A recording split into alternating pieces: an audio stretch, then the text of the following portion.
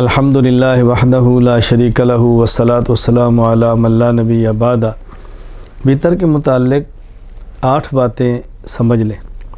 Number 1 وطر، number 2 3 رکعت، number 3 پورا سال، نمبر 4 صرف آخر میں سلام جسے ایک سلام کہتے ہیں صرف آخر میں، نمبر 5 ہر رکعت میں ایک سورت 3 سورتیں، نمبر 6 دعائے قنوت، نمبر 7 اور یہ قنوت کی دعا رکوع سے پہلے تیسری رکعت میں، نمبر 8 ایک وضاحت۔ نمبر 1 حضرت بریدہ رضی اللہ تعالیٰ عنہ فرماتے ہیں کہ میں نے رسول اکرم صلی اللہ علیہ وسلم سے سنا، آپ نے 3 بار فرمایا الوتر حق فمن لم یوتر فلیس منا، یہ 3 بار فرمایا الوتر حق فمن لم یوتر فلیس منا، الوتر حق فمن لم یوتر فلیس منا، یہ سنن ابی داؤد میں ہے کہ وطر حق ہے، ثابت ہے، جو اس کو ادا نہ کرے اس کا ہم سے کوئی تعلق نہیں ہے۔ حضرت عبداللہ رضی اللہ تعالیٰ عنہ فرماتے ہیں نبی کریم صلی اللہ علیہ وسلم فرمایا الوتر واجب علی کل مسلم، وطر ہر مسلمان پر لازم اور ضروری ہے۔ حضرت ابو سعید خدری رضی اللہ تعالیٰ عنہ فرماتے ہیں رسول اکرم صلی اللہ علیہ وسلم فرمایا من نام عن وطری او نسیہ فلیصلہ اذا اصبح او ذکر، اگر کوئی شخص سو گیا اور وطر رہ گئے یا کوئی شخص بھول گیا اور وطر رہ گئے تو جب نیند سے بیدار ہوا، نماز کے وقت گزر گیا وطر تب بھی پڑھے، یاد ہے وقت گزر گیا وطر تب بھی پڑھے۔ اس کا معنی یہ نہیں کہ جان بوجھ کے چھوڑے تو پھر نہ پڑھے، جب بھول کر رہ جائیں تو پڑھنے ہیں، سو گیا رہ گئے تو پڑھنے ہیں، تو جان بوجھ کے چھوڑے گا پھر تو ضروری پڑھنے ہیں۔ نمبر 2 وطر 3 رکعت ہے۔ اسی کے ساتھ یہ بھی ذہن بنا لیں کہ یہ پورا سال ہے، یہ 2 اور 3 پر ایک حدیث اکٹھی ہے۔ حضرت عائشہ رضی اللہ تعالیٰ عنہ سے پوچھا گیا کیف کان صلاۃ رسول اللہ صلی اللہ علیہ وسلم فی رمضان، کہ رسول اکرم صلی اللہ علیہ وسلم رمضان میں یعنی رمضان کی رات کو کیسے نماز پڑھتے؟ امی عائشہ رضی اللہ تعالیٰ عنہ فرماتی ہیں ما کان یزید فی رمضان ولا فی غیر علی 11 رکعتا، رسول اللہ صلی اللہ علیہ وسلم رمضان اور غیر رمضان میں 11 رکعت پڑھا کرتے تھے۔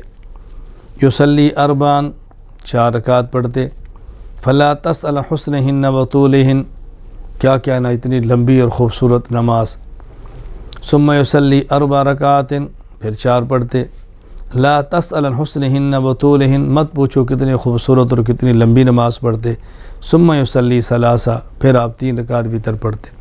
اب دیکھو یہاں 3 رکعت بھی ہے، نمبر 2 پورا سال بھی ہے، 3 باتیں۔ نمبر 4 وطر ایک سلام کے ساتھ ہے۔ ایک سلام کا معنی یہ ہے کہ 2 رکعت کے بعد تشہد میں بیٹھ کے سلام پھیرنا اور پھر 1 رکعت پڑھ کے پھر سلام پھیرنا، اسے کہتے ہیں وطر 2 سلام کے ساتھ۔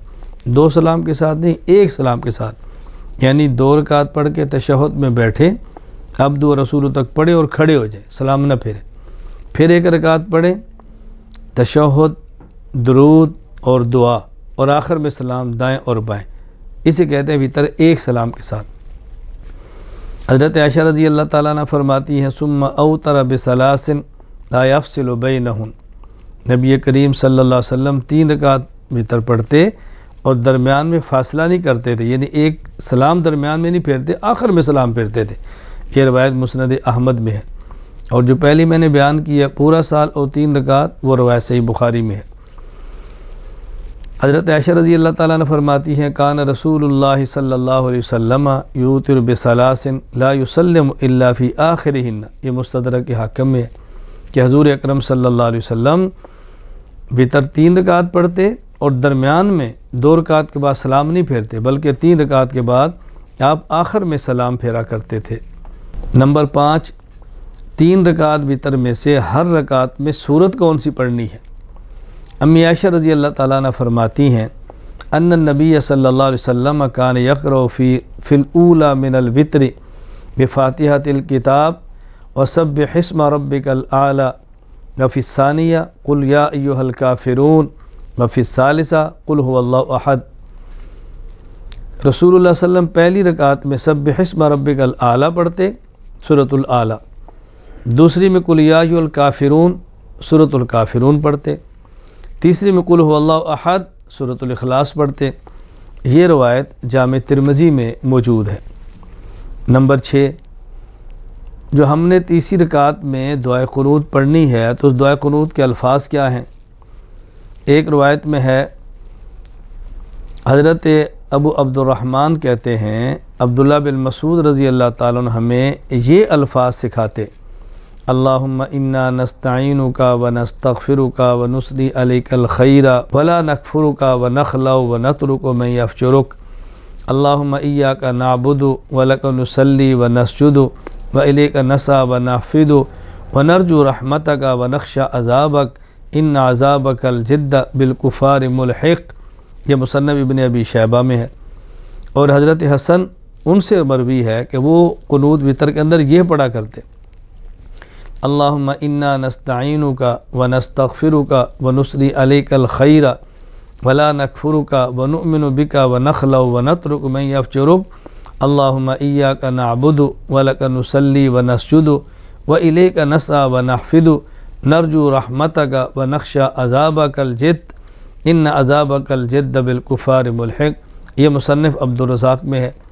علماء نے ان دونوں کو جمع کر کے اور مشترک الفاظ یہ بتائے ہیں کہ قنوت کے اندر یہ الفاظ پڑھ لیے جائیں، اللہم انا نستعینک ونستغفرک ونؤمن بک ونتوکل علیک ونثنی علیک الخیر ونشکرک ولا نکفرک ونخلع ونترک من یفجرک، اللہم ایاک نعبد ولک نصلی ونسجد والیک نسعی ونحفد ونرجو رحمتک ونخشی عذابک ان عذابک بالکفار ملحق۔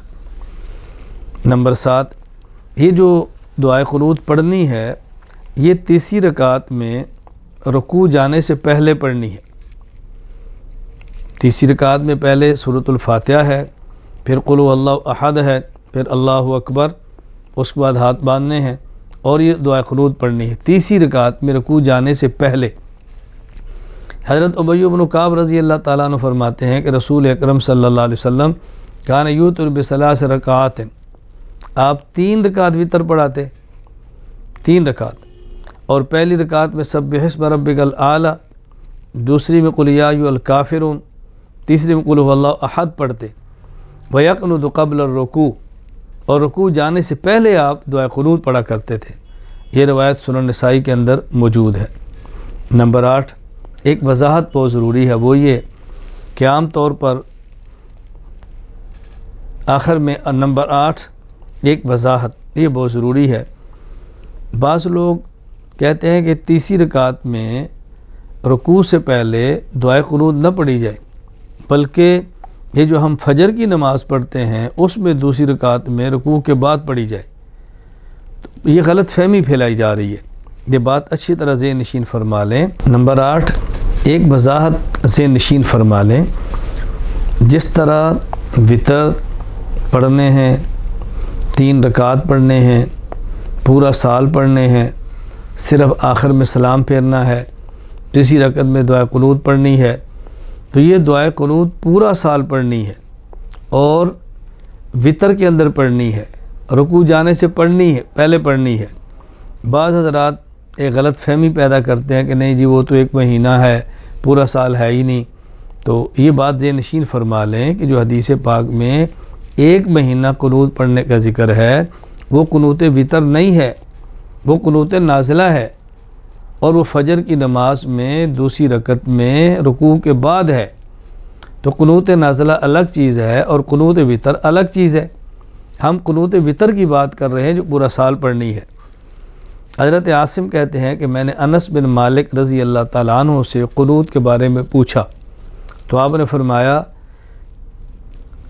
آپ نے قنوت کا ذکر فرمایا، کہتے ہیں میں نے پوچھا قبل الرکوع او بعدہ، رکوع سے پہلے پڑھیں یا رکوع کے بعد پڑھیں؟ آپ نے فرمایا قبلہ، رکوع جانے سے پہلے پڑھو۔ کہتے پھر میں نے کہا فَإِنَّ فُلَانًا أَخْبَرَنِي عَنْكَ، مجھے فلاں بندے نے آپ کے بارے میں یہ بات پہنچائی ہے کہ آپ فرماتے ہیں أَنَّكَ قُلْتَ بعد الرکوع، کہ رکوع کے بعد پڑھنی چاہیے۔ انس بن مالک رضی اللہ عنہ فرماتے ہیں کذب، اس نے جھوٹ بولا ہے، میں نے یہ بات نہیں کی۔ انما قنت رسول اللہ صلی اللہ علیہ وسلم بعد الرکوع شہرا، یہ جو رسول اللہ صلی اللہ علیہ وسلم نے رکوع کے بعد پڑھی ہے قنوت، یہ صرف ایک مہینہ تھی۔ کیا معنی؟ کہ جو قبل الرکوع قنوت وطر ہے یہ پورا سال ہے، اور جو بعد الرکوع فجر کی نماز میں دوسری رکعت میں قنوت نازلہ ہے یہ ایک مہینہ ہے۔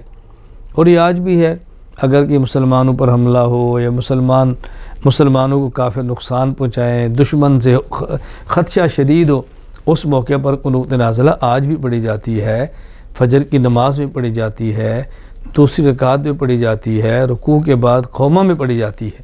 تو یہ دونوں میں فرق اچھی طرح ذہن نشین فرما لیں۔ وآخر دعوانا ان الحمد للہ رب العالمین۔